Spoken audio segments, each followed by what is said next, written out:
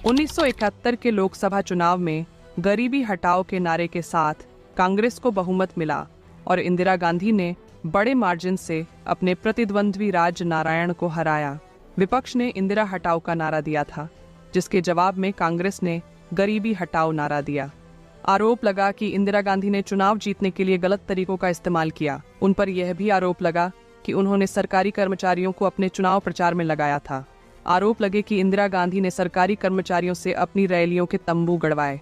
उनके चुनाव को कोर्ट में चुनौती दी गई और 12 जून 1975 को इलाहाबाद हाईकोर्ट ने इंदिरा गांधी के निर्वाचन को रद्द करते हुए अगले 6 वर्ष तक उनके चुनाव लड़ने पर भी रोक लगा दी। इंदिरा गांधी ने हाईकोर्ट के फैसले को सुप्रीम कोर्ट में चुनौती दी, लेकिन 24 जून 1975 को सुप्रीम कोर्ट के जज जस्टिस VR कृष्णा अय्यर ने हाईकोर्ट के फैसले को सही ठहरा दिया। इसके साथ ही कोर्ट ने आदेश दिया कि इंदिरा गांधी को एक सांसद के तौर पर मिलने वाले सभी विशेषाधिकार बंद कर दिए जाएं और उन्हें मतदान से भी वंचित कर दिया गया। हालांकि उन्हें प्रधानमंत्री के तौर पर बने रहने की छूट दी गई। ऐसे में इंदिरा गांधी के पास अपने पद से इस्तीफा देने के अलावा और कोई रास्ता नहीं बचा था। लेकिन संजय ने उन्हें ऐसा करने से रोक दिया। वह मां को दूसरे कमरे में लेकर गए और समझाया कि अगर आपने इस्तीफा दे दिया तो विपक्ष आपको किसी भी बहाने से जेल में डाल देगा। इंदिरा गांधी को बेटे संजय गांधी की यह बात ठीक भी लगी, लेकिन अब 25 जून को दिल्ली के रामलीला मैदान में जेपी की एक बड़ी रैली होनी तय थी। इसको लेकर आईबी को विद्रोह के इनपुट मिले थे। बस फिर क्या था, इंदिरा गांधी ने कैबिनेट में चर्चा किए बिना देश में आपातकाल की घोषणा कर दी। तत्कालीन राष्ट्रपति फखरुद्दीन अली अहमद ने आधी रात को इमरजेंसी लगाने के पेपर पर दस्तखत किए थे। इस दौरान विपक्षी नेताओं को रातों रात गिरफ्तार करके जेलों में डाल दिया गया, जिनमें जेपी, अटल बिहारी वाजपेयी, मोरारजी देसाई और लाल कृष्ण आडवाणी जैसे नेता शामिल थे। संजय गांधी ने अपनी पार्टी के मुख्यमंत्री को उन लोगों की लिस्ट में सौंप दी थी जो इमरजेंसी का विरोध कर रहे थे। आदेश साफ था, विरोध की हर आवाज को दबा दिया जाए। कांग्रेस के खिलाफ चुनाव लड़ने वाली जयपुर और ग्वालियर की राजमाताओं को भी इस दौरान गिरफ्तार करके तिहाड़ जेल भेज दिया गया। अखबारों में इंदिरा गांधी के खिलाफ कोई खबर न छपे, इसके लिए अखबारों की बिजली काट दी गई। अखबारों में सेंसरशिप लागू कर दी गई। कांग्रेस के बड़े नेता और अधिकारी अखबारों के दफ्तरों में बैठकर हर खबर को पढ़ने के बाद ही छापने की इजाजत देते थे।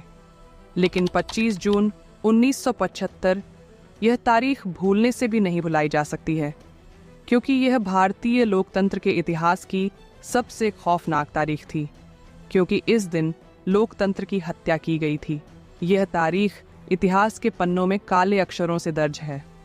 तत्कालीन प्रधानमंत्री इंदिरा गांधी ने 25 जून 1975 की रात को देश में आपातकाल लागू कर दिया था। आपातकाल लागू करने का मतलब है जनता के सभी नागरिक अधिकार छीन लिए जाते हैं। तो इस फैसले के बाद तत्कालीन इंदिरा गांधी सरकार के लिए सब कुछ पहले जैसा नहीं रहा और पहली बार उनके खिलाफ एक देशव्यापी विरोध पनपने की शुरुआत हुई। आपातकाल ने देश के राजनीतिक दलों से लेकर पूरी व्यवस्था को बुरी तरह प्रभावित किया, लेकिन उस वक्त इंदिरा गांधी ने एक ऐसा फैसला लिया जो देश के जनता के लिए बहुत बुरी खबर थी।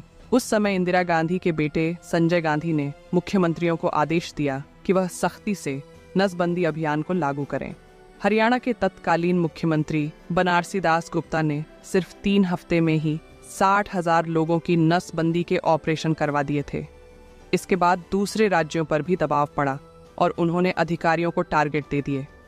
नसबंदी करवाने वालों को 120 रुपये या एक टीन खाने का तेल या एक रेडियो लेने का विकल्प भी दिया जाता था। देश भर में लोगों को जबरदस्ती पकड़कर नसबंदी कार्यक्रम को चलाया गया। नसबंदी जैसे सख्त फैसला जनता का दिल दहलाने लगा। जनता के अधिकार पहले ही छीने जा चुके थे, फिर नसबंदी ने घर घर में दहशत फैलाने का काम किया। उस दौरान गली मोहल्लों में आपातकाल के सिर्फ एक ही फैसले की चर्चा सबसे ज्यादा थी और वह थी नसबंदी। यह फैसला आपातकाल का सबसे दमनकारी अभियान साबित हुआ।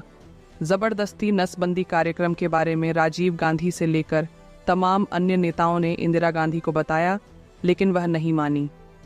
आखिर एक व्यक्ति 5 दिन पैदल यात्रा करके उनके दिल्ली स्थित कार्यालय में पहुंचा। पेशे से टीचर इस व्यक्ति ने बताया कि प्रशासन ने उनकी जबरन नसबंदी कर दी। पुलिस ने उनके मुंह पर मुक्के मारे, वह चिल्लाते रहे कि उनकी सिर्फ एक बेटी है, लेकिन वह लोग नहीं माने और उनकी जबरदस्ती नसबंदी कर दी। उस व्यक्ति ने इंदिरा गांधी को बताया कि पुलिस रात में ग्रामीणों को घेर कर उन्हें नसबंदी के लिए उठाकर ले जाती है। इसके बाद वह व्यक्ति फूट फूट कर रोने लगा। इस व्यक्ति से मिलकर इंदिरा गांधी खूब आहत हुई और उन्होंने आदेश दिया कि कोई भी सरकारी कर्मचारी परिवार नियोजन के लिए लोगों से जबरदस्ती नहीं करेगा। जब इंदिरा गांधी ने यह आदेश दिया, उस समय संजय गांधी घर पर नहीं थे, लेकिन समय बीतता गया और आखिरकार 18 जनवरी 1977 को इंदिरा गांधी ने चुनाव कराने की घोषणा की। इसी के साथ कई विपक्षी नेताओं को जेलों से रिहा कर दिया गया। हालांकि कई अन्य नेता अब भी जेलों में बंद रहे, क्योंकि आधिकारिक तौर पर आपातकाल का अंत नहीं हुआ था। आधिकारिक तौर पर 21 मार्च 1977 को आपातकाल खत्म हुआ। तो दोस्तों, ये थी 1975 की कहानी। अगर आपको ये वीडियो अच्छा लगा हो तो वीडियो को लाइक और चैनल को सब्सक्राइब ज़रूर करें। वीडियो को लास्ट तक देखने के लिए धन्यवाद।